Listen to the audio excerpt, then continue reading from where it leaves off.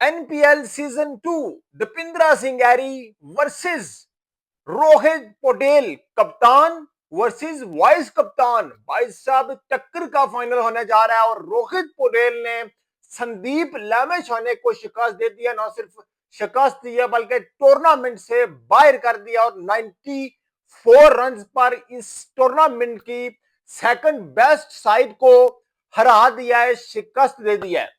और ऐसे ही नहीं हराया, बुरे तरीके के साथ हराया है, बुरे तरीके के साथ शिकस्त दी है, क्योंकि रोहित पटेल को अंडर एस्टिमेट किया जा रहा था। रोहित पटेल को मुझ समेत सब कह रहे थे कि यार ये क्या हुआ है।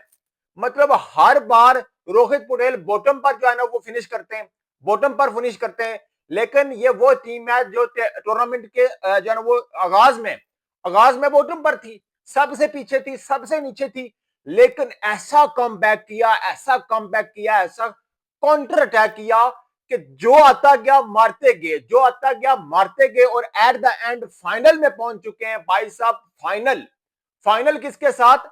दीपेंद्र सिंह एरी के साथ, कप्तान वर्सेस वाइस कप्तान। दोस्तों मैं कहता हूं कि तबाही किस्म की क्रिकेट खेली है, तबाही किस्म की कैप्टनसी की है रोहित पटेल ने। Rohit Patel as a leader भाई साहब उसने बहुत अच्छा किया है, उसने बहुत अच्छा किया। और आज जो रोहित पटेल के बल्ले से जो रन आज के थे, उसमें अगर आप बात करें तो 9 बालों पर 20 रन पहले थे, 9 बालों पर 20 रन, फिर उसके बाद 30 बालों पर 34, 30 बालों पर 34 पर वो आउट हुआ है। और रोहित पटेल ने इंप्रूवमेंट किया है। और रोहित पटेल ने जो स्टार्टिंग में आकर शॉट्स खेले, शॉट्स रोहित पटेल के पास हैं। लेकिन रोहित पटेल को हम यही कहते हैं कि भाई साहब जो स्टार्टिंग में उस तरह के जिस तरह के साथ वो आकर खेला है, स्टार्टिंग में आगाज में इस तरह की इसकी बैटिंग चाहिए होती है as a leader, as a कप्तान। तो दोस्तों जो है ना वो लुम्बिनी लायंस क्वालिफाई कर चुकी है फाइनल के लिए। और final Sudurpaschim royals versus versus Lumbini lions. Rohit Patel साहब, भाई साहब आज के मैच पर अगर हम बात करें तो भाई साहब पहले जो है ना वो खेलते हुए लुम्बिनी लायंस ने भाई साहब 134 रन किए। रोहित पटेल कह रहे थे जो है ना वो टॉस के बाद के भाई साहब हम 160 प्लस करेंगे तो हम ये मैच जीत जाएंगे। लेकिन रोहित पटेल की विकेट 77 पर, मतलब 2 आउट, 77 पर 2 आउट थे। उसके बाद 100 पर मेरे ख्याल में 4 के 5 विकेट लुम्बिनी लायंस की गिर चुकी थी। उसके बाद 135 तक लेकर गए। यही लग रहा था कि ये मैच बड़ी आसानी के साथ विराटनगर किंग जीत जाएगी। लेकिन वहां पर मैंने कल भी आपको बोला था कि जब बारी इनकी बॉलिंग की आएगी, रोहित पटेल की बॉलिंग की बारी आएगी लुम्बिनी लायंस की, तो ये बॉलिंग में बड़ा अच्छा कर रहे हैं, बॉलिंग में ये बड़ा अच्छा करते हैं, बॉलिंग में ये बड़ी जान लगाते हैं, ये हार नहीं मानते। और वही बात हुई है सेकंड बॉलिंग में भाई साहब, इन्होंने उनकी बत्ती बुझा दी है, विराटनगर किंग्स को लड़खड़ा दिया है, उनको टिगनी का नाच नचाया है भाई साहब। गुप्तल मार्टिन गुप्तल को भी नहीं चलने दिया, उसके साथ फाफ डुप्लेसी को भी नहीं चलने दिया। जो है वो शेर मल्ला ने, शेर मल्ला के लिए भाई साहब, शेर मल्ला को वर्ल्ड कप में होना चाहिए। शेर मल्ला मुझे दिखा है ऐसा बॉलर जो कि मैच विनर बॉलर है भाई साहब। उसने बड़ी अच्छी बॉलिंग की है और डुप्लेसी की मैन विकेट उसने ली है। अगर डुप्लेसी थोड़े ओवर रुक जाता तो ये मैच जितवा देता, ये मैच जितवा देता। और उसके साथ भाई साहब लुकेश बाम, मतलब कि जब मिडिल, मतलब 9 रन पर 3 विकेट गिर चुकी थी विराटनगर किंग की, वहां से इनिंग को संभालना बड़ा मुश्किल था। वहां से मैच जितना बहुत ही जो है ना वो मुश्किल हो गया था।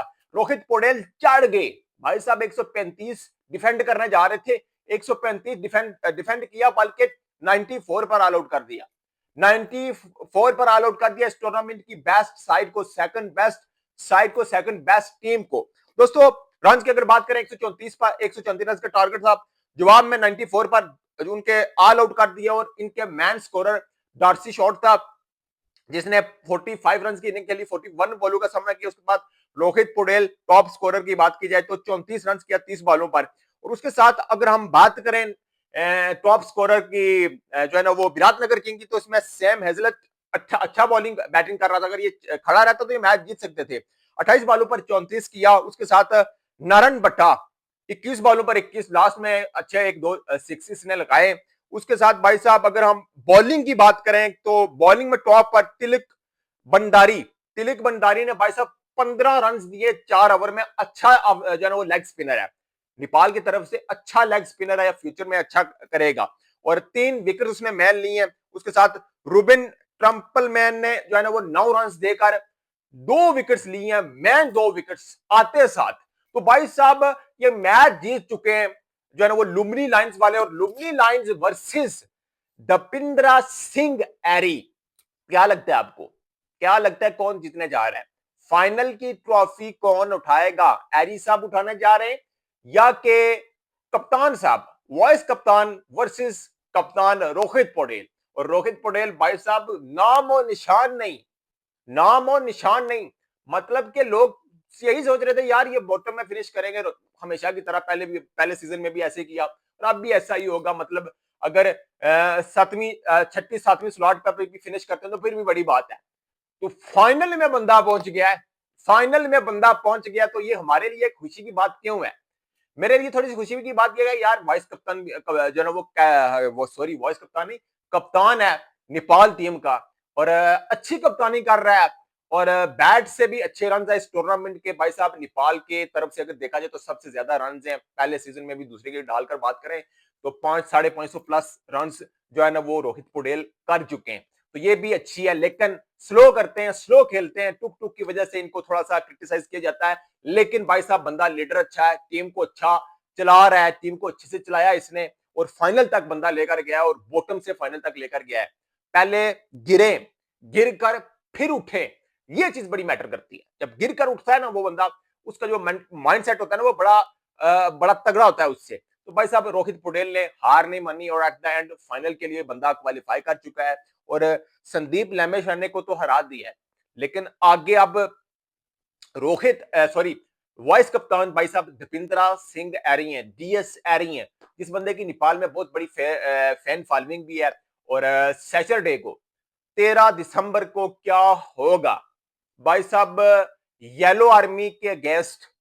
भाई साहब स्टेडियम्स आपको अगर मैं बात करूं ना तो येलो येलो ही होगा, क्योंकि मैंने इस पूरे सीजन में देखा है कि भाई साहब जब सुदीप पश्चिम रॉयल्स खेलता है तो बड़ा लोग वैसे भी आते हैं, लेकिन वो फिर वो उसी शर्ट्स में आते हैं, उन्हीं फ्लैग्स को लेकर आते हैं। तो भाई साहब यहां से हर तरफ से एरी एरी होगा। तो क्या रोहित पटेल के फैंस मुकाबला कर सकेंगे दीपेंद्रा सिंह एरी की टीम का? भाई साहब दीपेंद्रा सिंह एरी की अगर हम बात करें तो वो बहुत ही मेंटली बड़ा तगड़ा बंदा है वो। उसके साथ मैच जब आप खेलते हैं, चाहे सेकंड बैटिंग करें चाहे फर्स्ट बैटिंग करें, मतलब वो अच्छी खासी ठीक ठाक जो है ना वो अच्छी टफ टाइम देता है वो बंदा। वो आसानी से जीतने भी नहीं देता किसी टीम को।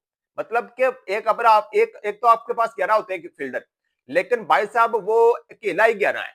अगर मैं कहूं तो भाई साहब उसने फील्डिंग में किस तरह से फील्ड प्लेसमेंट है उसकी, और मेंटली बंदा वो बहुत तगड़ा है, हार वो भी नहीं मानता। तो रोहित पटेल साहब के साथ क्या होगा और क्या होने जा रहा है? भाई साहब अगर नेपाल की बात करें तो नेपाल के लिए बड़ी खुशहाली बात है कि क्योंकि वाइस कप्तान और कप्तान की फाइनल में पहुंचे दोनों, तो इससे लग रहा है कि यार कप्तानी में भी इंप्रूवमेंट आई है और अच्छा कर रहे हैं, दोनों अच्छा कर रहे हैं, जिसकी वजह से टीमें इनकी फाइनल में पहुंची हैं और वेल डिजर्विंग है, वेल डिजर्विंग में अच्छा किया है तो उसका नतीजा भी मिला है। तो फाइनल में पहुंचे हैं भाई साहब, आपकी इस पर क्या राय कमेंट्स में आपने जरूर बताना है। और आखिर में आप किसको जो है ना वो सपोर्ट कर रहे हैं, आपने कमेंट्स में मुझे जरूर बताना है कि आप भाई सुदीप पश्चिम रॉयल्स को सपोर्ट करेंगे या लुम्बिनी लायंस को सपोर्ट करेंगे। कमेंट्स में आपने जरूर मेंशन करना है और अपना बहुत ज्यादा ख्याल भी रखना है। मिलते हैं नेक्स्ट वीडियो में, तब तक के लिए अल्लाह हाफिज।